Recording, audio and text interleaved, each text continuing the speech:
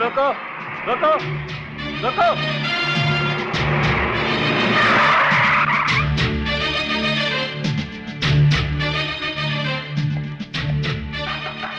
चलो नीचे उतरो। चलान देखिए साहब और अपना डंडा उठाइए। तुम पहले नीचे उतरो।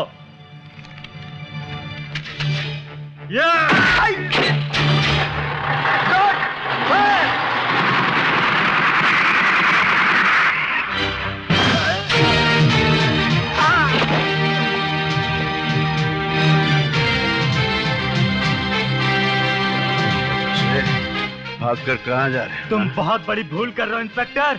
तुम शायद इसका अंजाम नहीं जानते। अंजाम की मां की आंख।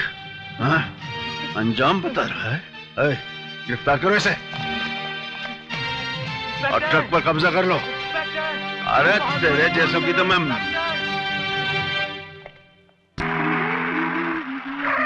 यही है वो लड़की। चल उठा ले फिर।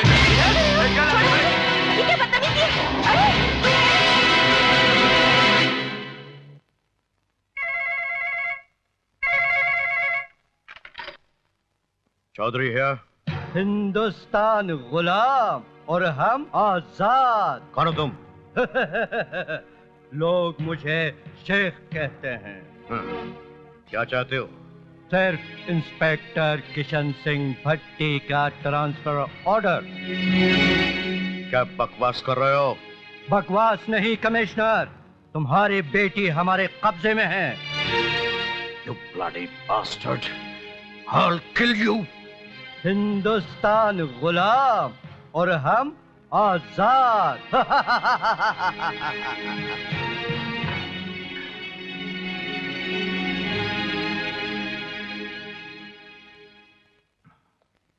बैठो।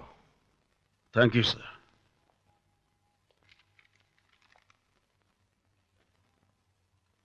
कमबख्त शेख ने मेरी बेटी को किडनैप कर लिया है किशन।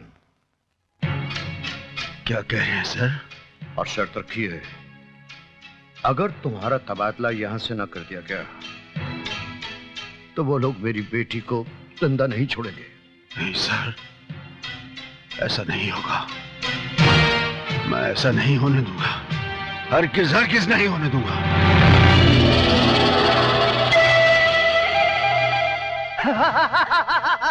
कौन हो तुम? क्या चाहते हो? छोड़ो मुझे। हिंदुस्तान गुलाम और हम आजाद।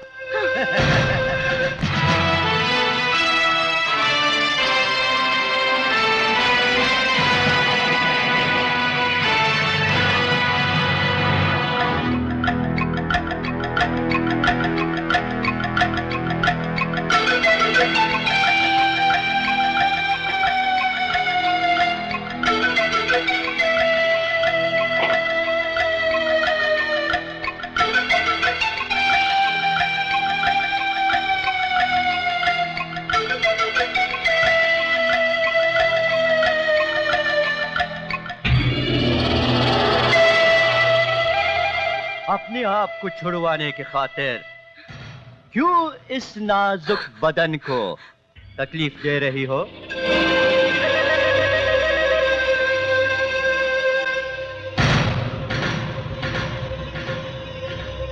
छोड़ दो मुझे। एक लड़की को सताते हो? याद रखना, मेरे पापा तुम लोगों को जिंदा नहीं छोड़ेंगे।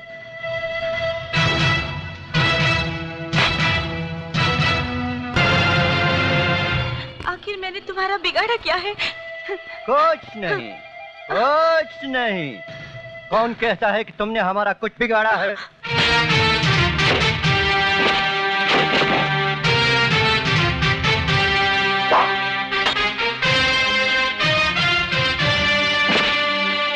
उधर तुम्हारे पापा इंस्पेक्टर भट्टी के ट्रांसफर के ऑर्डर दे दे, इधर हम तुम्हारी रिहाई के ऑर्डर दे देंगे। शेख, बच्ची को मेरे हवाले कर दो। ए भट्टी, तेरे बच्ची में ऐसे आग लगा दूंगा तुम जलकर राख हो जाओगे।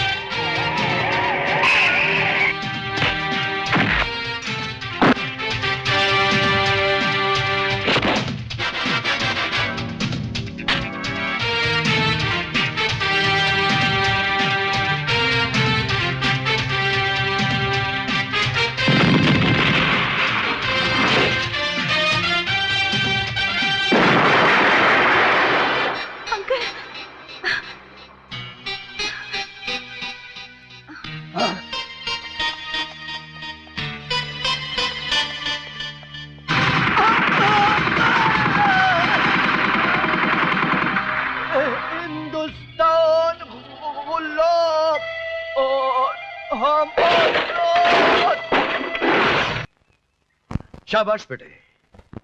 एक ऑफिसर होने के नाते तुम्हारी इस बहादुरी पर तुम्हें मुबारकबाद देता हूं, और एक बाप होने के नाते मेरी और मेरे रुतबे की इज्जत रखने के लिए तुम्हारा शुक्रिया अदा करता हूं।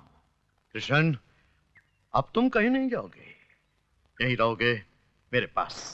थैंक यू सर, लेकिन मैं अब यहां नहीं रहूंगा। जहां एक ईमानदार पुलिस ऑफिसर की कदर नहीं, वहां रहकर क्या करूंगा?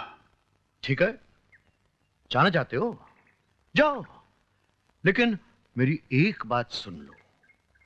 जिस शहर में तुम जा रहे हो ना, उसका नाम मुंबई है, और मुंबई जैसे शहर में तुम्हारी मुलाकात अक्सर गैर कानूनी लोगों से होती रहेगी।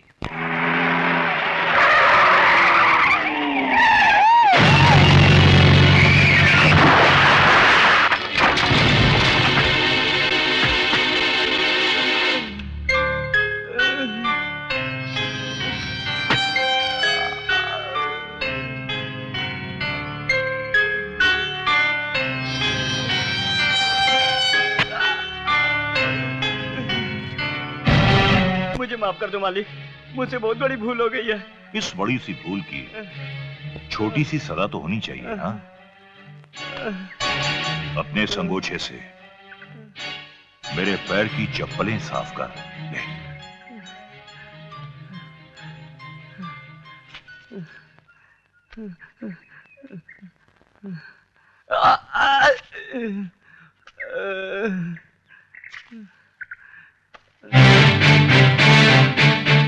वाह नेता वाह, नेता का चोला पहनकर देश को नंगा कर रहा है। शर्म कर, शर्म कर। तो तू महाभारत का कृष्ण बन के इनकी रक्षा करने आया है। लगता है तूने सिर्फ महाभारत का नाम सुना है, पढ़ा नहीं। तुझे आज पढ़ा भी देता हूं। अच्छा, तो तू मुझे रामायण और महाभारत का पाठ पढ़ाने आया है? हाँ सुन, जब कौरवों का जुल्म उनके सर चढ़कर बोलने लगा और भरी सभा में उन्होंने द्रौपदी का चीर हरण करना चाहा, तो कृष्ण ने प्रकट होकर उन दरिंदों का नामो निशान तक इस दुनिया से मिटा दिया। अब भी वक्त है, सुधर जा, वरना यह देश तुम जैसे मंत्रियों के रहते फिर किसी का गुलाम बन जाएगा। देश? अरे ये देश वो लंगड़ा घोड़ा है जो हम जैसे मंत्रियों के पैरों के सहारे चलता है। हाँ, और तुम जैसे मंत्रियों के पैर घूस के सहारे चलते हैं। तुझ जैसा मंत्री देश को क्या चलाएगा, क्या सहारा देगा? चला जा,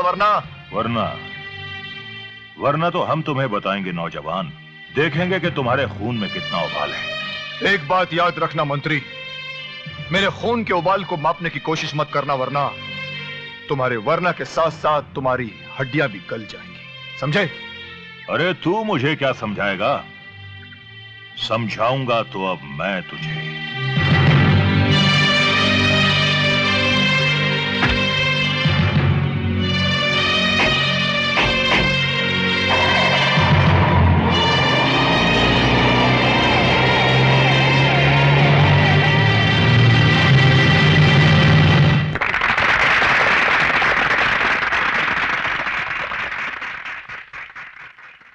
प्यारे भाइयों बहनों, आपका ये प्यार, ये ख्याल देखकर मेरी आंखों में खुशी से आंसू आने लगे।